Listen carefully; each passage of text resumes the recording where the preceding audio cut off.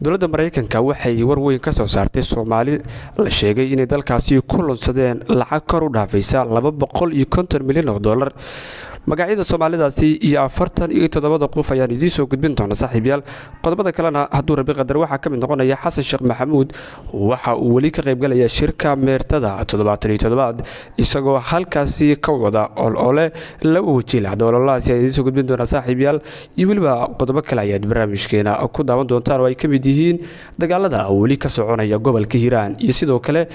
halkay wax marayaan dabcan deegaanada la qabsaday ayaan saaxiibayaal idin soo gudbin doona qodobadaas iyo kuwa kale ayaan barnaamijka idinkugu haya ee aan ku bilaabo saaxiibada qiimaha badanow dowladda Mareykanka ayaa ku dhawaaqday cadeymo ka dhan 47 qof oo Soomaali ah oo lagu eedeeyay in ay lunsadeen lacag gaaraysa $250 milyan oo loogu talagalay in gudniin lagu siiyo caruur baahan intii lagu guda jiray cudurka coronavirus bayaan ka soo baxay waaxda cadaaladda Mareykanka ayaa lagu sheegay inay tahay wax isdabamarintii ugu weyneed oo ay shaaciyeen baarayaashu ilaa hadda eedeysanayaasha ayaa wajahaya eedeemo kala duwan dacwad-oogayaasha ayaa sheegaya in eedeysanayaashu samaysteen shirkad aan faa'iido doonka ah oo qaabilsan quudinta caruurta oo fadhigeedu yahay Minnesota si ay uga faa'iideystaan barnaamijka nafaqeynta caruurta ee dalka Mareykanka ay bixiso kaasoo lagu talagalay in lagu siiyo cunto caruurta qoysaska ee dakhligoodu hooseeyo ama waxba aan haysanin barnaamijka quudinta caruurta ayaa waxaa balaariyay Koongareeska Mareykanka bilowgii masiibadii COVID-19 si loogu ogolaado ururo badan in ay ka qayb qaataan quudinta caruurtaasi waaxda cadaaladdu waxay tilmaamtay in eedeysanayaashu si qiyaano leh u sheegteen inay cunto siinayeen kumanaan caruur ah maalin kasta waxay kaloo waaxdu cadaaladdu sheegtay in eedeysanayaashu soo gudbiyeen qaansheegyo been abuur ah iyo liiska magacyo been abuur ah si ay u muujiyaan cidda la quudiyay wararka kale ee dalka Mareykanka ka soo baxaya saaxiibayaal waxay sheegayaan in culays weyn ay la kulmayaan jaaliyadda Soomaaliyeed ee dalkaasi ku nool xilli 47 qof ee Soomaalida ah ee markaa dhacday lacagta $250 milyan ee sidoo kalena ay saameyn ku yeelatay Soomaalida kale iyo Soomaalida kale halkaasi ku nool waliba kuwa tabaaleysan ayaa la soo tabinaya saaxiibayaal dhanka kale saadiyan eegno madaxweynaha Soomaaliya Xasan Sheekh Maxamuud waxa uu hadda ku sugan yahay wadanka Mareykanka isagoo ka qayb galaya furitaanka meertada 77 ee golaha loo dhan yahay qaramada midoobe oo ka furantay magaalada New York ee dalkaasi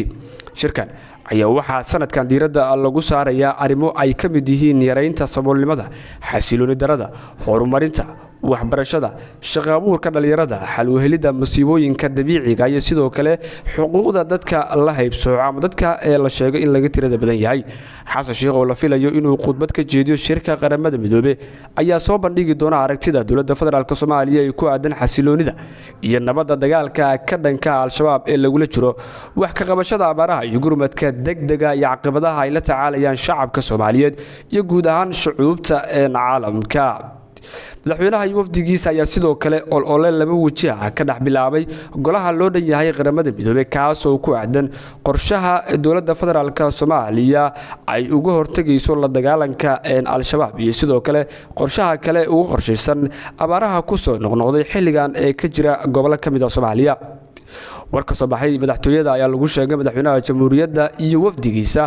ayaa ka wada golaha loo dhan yahay qaramada midoobe oo loola ku aadan aragtida iyo qorshaha dowladda federaalka Soomaaliya ay kala soo kulmeen dhibaato xoogan haatana la jooga xilligii laga gacansiin lahaa dowladda Soomaaliya inay dhibaatadaasi ka samatay bixiso dadkeeda iyo guud ahaan geeska Afrika ayaa qoraalka lagu yiri ee ka soo baxay filla Soomaaliya sidoo kale madaxweyne Xasan Sheekh Maxamuud ayaa intuu ku sugan yahay New York kulamo gaargaar la qaadan doono madaxda ka qayb galaysa shirka qaramada midoobay ururada caalamiga ee halkaasi ku sugan isagoo horay shirar kala duwan oo la soo qaatay jaaliyadda Soomaaliyeed ee cariga Mareykanka ku sugan waxa uu ugu warbixiyay xaaladihii ugu dambeeyay ee Soomaaliya hadii ay lahaayeen ee dagaalka lagu jiro al-shabaab ee ka socda gobolada Galgaduud iyo Hiiraan ee Soomaaliya iyo sidoo kale waxa warbixin kooban ka siiyay xaaladda ay marayso abaaraha xilligan ka jira iyo gurmadka ee looga baahan yahay in qurba joogta iyo ganacsatada Soomaaliyeed ay la soo gaaraan dadkaasi gobolada hiiraan haddii aynu eegnana waxaa weli ka jira dhaqdhaqaaqyo ciidanku iyo sidoo kale macawislada deegaanka ay ka wadaan deegaanadaasi xilli lasoo warinayo in ciidamadu ay qorsheynayaan in deegaano hor leh ay ka qabsadaan dagaalamayaasha al-shabaab oo dhaca gobolka hiiraan sidoo kalena haddii aynu eegno waxaa jiro deegaano dhowra oo ay qabsadeen ciidamada dowladda maalmihii lasoo dhaafay deegaanadaasi ayaa waxay ahaayeen deegaano muhiim u ah dagaalamayaasha al-shabaab oo inta badan la sheegay in deegaanadaasi ay ahaayeen kuwa maxkamadda ee shabaabka iyo deegaanadaasi loogu imaan jiray haddaba wararkii ugu dambeeyey isna ka soo baxaya gobolada galgaduud ayaa waxa uu tilmaamayaa